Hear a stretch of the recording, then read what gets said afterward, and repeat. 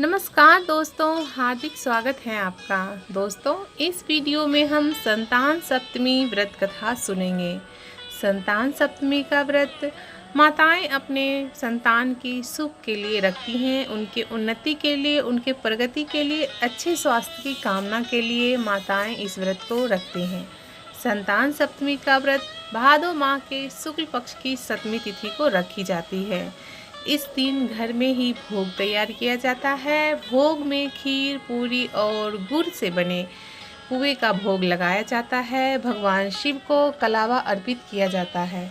कलावा अर्पित कर उनको यही कलावा जो कलावा भगवान शिव को अर्पित किया जाता है, यही कलावा हाथ में बांधी जाती है और हाथ में बांधकर कथा सुनी जाती है। भगवान से प्रार्थना की जाती है कि हे भगवान, मेरे संतान की आप लंबी आयु देना। तो दोस्तों, आइए हम कथा का श्रवण करते हैं। संतान सप्तमी व्रत कथा का श्रवण करते हैं।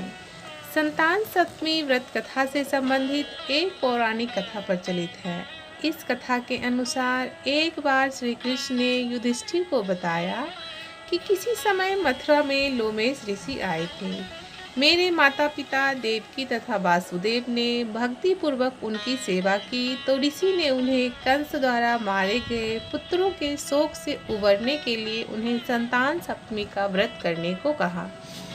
लोमेश ऋषि ने उन्हें व्रत और पूजन की विधि बताकर व्रत कथा भी बताते हैं। लोमेश ऋषि कहते हैं कि नहुस अयोध्यापुरी का प्रतापी राजा था।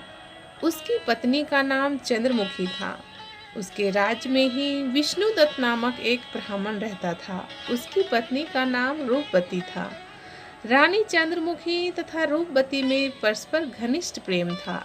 एक दिन वे दोनों सरयू में स्नान करने आई। वहाँ अन्य स्त्रियां भी स्नान कर रही थीं। उन स्त्रियों ने वहीं पार्वती शिव की प्रतिमा बनाकर विधि पूर्वक पूजन किया। तब रानी चंद्रमुखी तथा रूपवती ने उन दोनों स्त्रियों से पूजन का नाम तथा विधि पूछी। उन स्त्रियों में से एक ने बताया, यह व्रत संतान को देने वाला है। उस व्रत की बात सुनकर उन दोनों सखियों ने भी जीवन पर्यंत इस व्रत को करने का संकल्प किया और शिव जी के नाम का डोरा बांध लिया।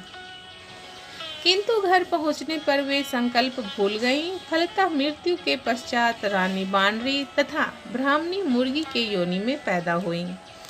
कालांतर में दोनों पशु योनि छोड़कर पुनः मनुष्य योनि में आईं। चंद्रमुखी मथुरा के राजा पृथ्वीनाथ की रानी बनी तथा रूपवती ने फिर एक ब्राह्मण के घर जन्म लिया। इस जन्म में रानी का नाम ईश्वरी तथा ब्राह्मणी का नाम भूषणा था। भूषणा का विवाह राजपुरोहित अग्निमुखी के साथ हुआ। इस जन्म में भी उन दोनों में बड़ा प्रेम हो गया।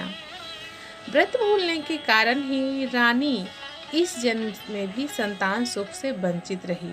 भूषणा ने व्रत को याद रखा था, इसलिए उसके गर्भ से सुंदर तथा स्वस्थ 8 पुत्रों ने जन्म लिया। रानी ईश्वरी के पुत्र शोक की संवेदना के लिए एक दिन भूषणा उससे मिलने गई। उसे देखते ही रानी के मन में ईर्ष्या पैदा हो गई और उसके बच्चों को मारने का प्रयास किया, परंतु बालक न मर सके। उसने भूषणा को बुलाकर सारी बात बताई और फिर क्षमा याचना करके उससे पूछा, किस कारण तुम्हारे बच्चे नहीं मर पाए। भूषणा ने उसे पुनर्जन्म की बात स्मरण कराई और उसके प्रभाव से वो कहा कि इसी व्रत के प्रभाव से हे सखी, आप मेरे पुत्रों को चाह कर भी नहीं मरवा सकी। यह सब सुनकर रानी ईश्वरी ने भी विधि पूर्वक संतान सुख देने वाला यह मुक्ताभरण व्रत के बारे में पूछा और ब्राह्मणी ने सारी बात बताई। तब व्रत के प्रभाव से रानी पुनः गर्भवती हुई और एक सुंदर बालक को जन्म दिया। उसी समय से पुत्र की प्राप्ति तथा संतान की रक्षा के लिए यह व्रत किया जाता है।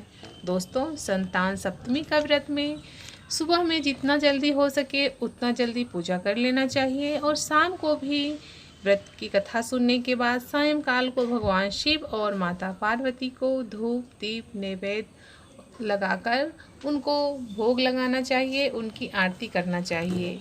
उम्मीद करती हूँ आपको वीडियो पसंद आई होगी। वीडियो पसंद आए तो वीडियो को लाइक करें और इस तरह के वीडियो पाने के लिए पवित्र ज्ञान चैनल को सब्सक्राइब ज़रूर करें। Thanks for watching. Good bye and take care friends.